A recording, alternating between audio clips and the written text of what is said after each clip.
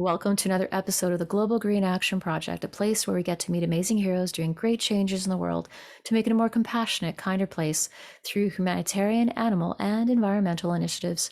I'm your host, Jennifer, and for today's video, we are continuing the adventure of the incredible journey of the one and only Dr. John Goodman, who is a scientist, inventor, multi-published author, and educator, just to name a few of his expertise. He is going to show us the power of a growth mindset and how we can also be adventurers helping to heal the world.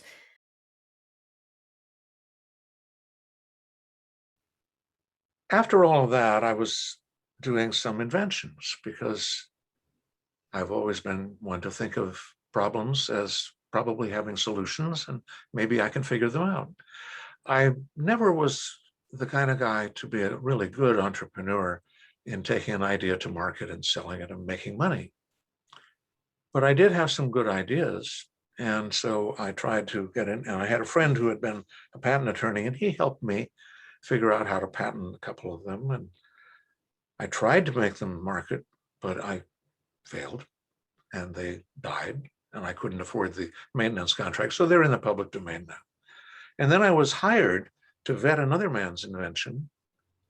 Well, actually, the next one was my patent attorney friend came to me and said, I have this idea for an invention. Would you help me finish it? And so we went in together on it, and we had an invention for how to prevent environmental damage when there is an underwater oil leak, like the Deepwater Horizon's oil leak. We worked on that for some time, and we ended up getting a patent, a very comprehensive patent. And we had a company in Canada that paid for the patenting process and was going to market the idea. And they tried and they failed, and they gave it back to us and said, we can't sell it. And I checked with some people in the industry, and they said, of course you can't sell it. You have a different idea, and the people in the oil industry don't want different ideas. The only possible thing you could do is talk to the regulators. If they think your idea is a good idea, they could require the oil companies to use it. So I talked to the regulators, and they looked at it. It took me a while, but I finally got the right person. And he said, that's a really different idea. It looks really well thought out, but it's complicated, and I'm busy right now. No, I'm not even going to look at that unless I have to. And I couldn't order him to. And so that one is about to die. And then I was hired to vet another man's invention, and I knew going in it was probably worthless. And I proved that it was worthless. But because I was thinking about the problem, I came up with my own invention, and that one is still viable and still may be marketable sometime in the future. I wrote a book, Avoiding the Extinction of Humanity, A Practical Plan. I wrote it and I self-published it in 2014. I went to my book agent and said, I had like a 600-page book in mind. And he said, I can't sell that. You're not known in that field. Go publish something short, and then maybe we can sell the next one. And he gave me a little bit of help.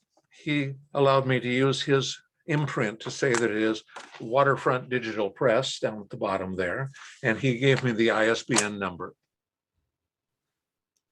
The rest of it was on me. So I got to write it, make the figures, edit it, get some friends to help edit it. I'm cheap.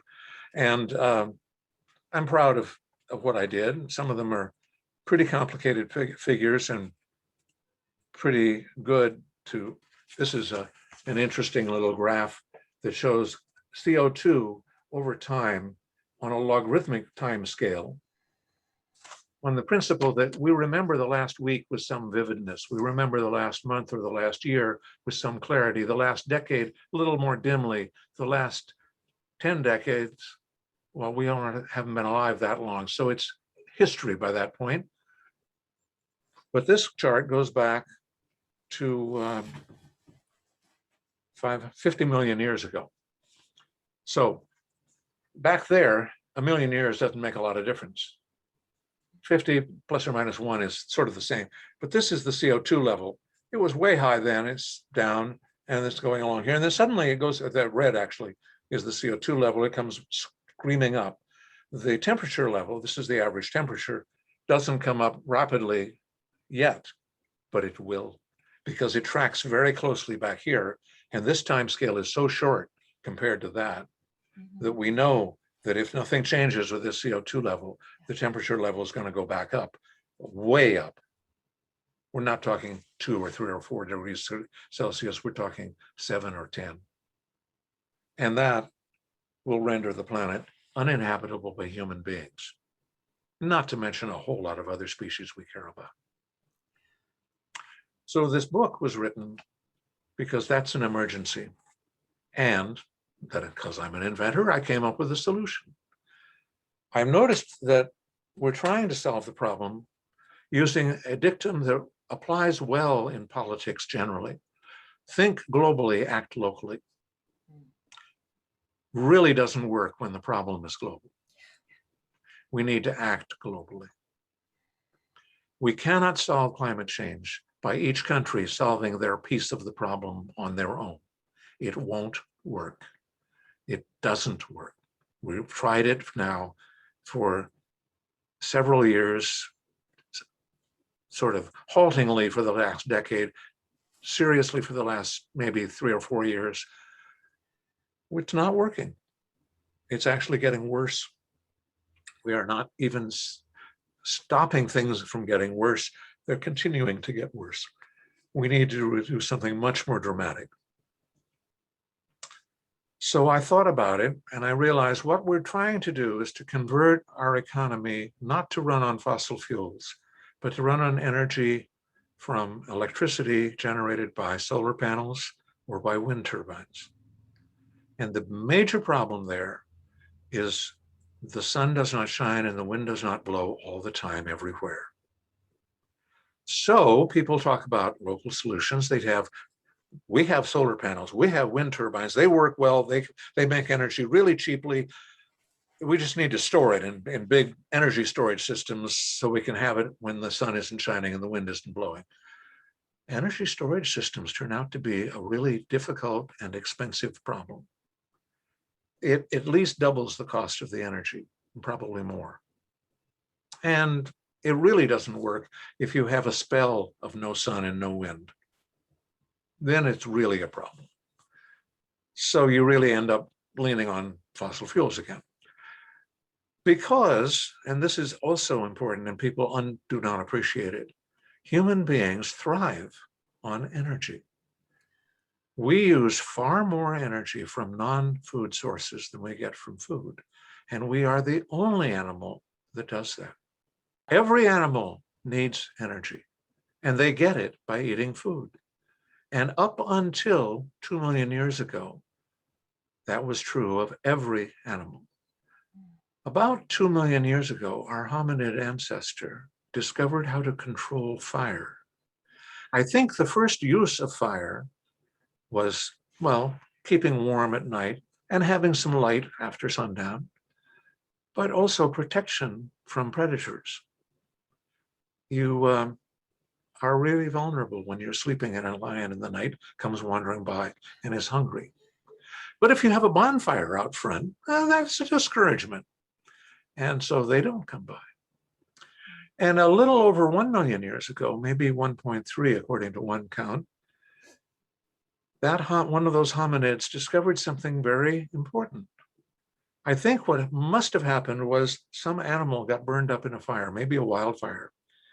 And this hominid came upon the burned corpse.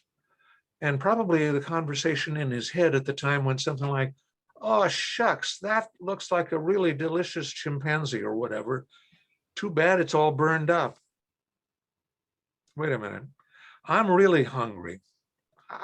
I don't care. It looks horrible, but let me see. And they pulled away the charcoal, grabbed a hunk and ate it. Wait a minute. This is easy to eat and it's delicious. I want more. And that was the discovery of cooking. And they generalized that. And from then on, that hominid only cooked their food. And over the next million years, that hominid became human beings. Human beings of a variety of kinds. There are Neanderthals, there are Denisovans, Homo naledi, I've forgotten all of the names. There are at least 8 different families of human beings in roughly the same time frame. All of them, I think, were cooking their food. They were scattered all over the globe in small bands. They interacted. We interbred with some of them, at least some of them, maybe all of them. And they all died out, and we did not. And we don't really know why. But here we are, the last ones standing. We now use from non-food sources in worldwide something like 20 times as much food from non-food sources as we get from food. The really most underdeveloped countries use at least 6 times as much. The most developed countries, large countries, use 80 times as much. And smaller, even more developed countries like Singapore use 100 times as much. The problem is we get it almost all from burning fossil fuels, but we need it to thrive. It's a 3-part problem: how many humans, how much energy you need, and where do you get it?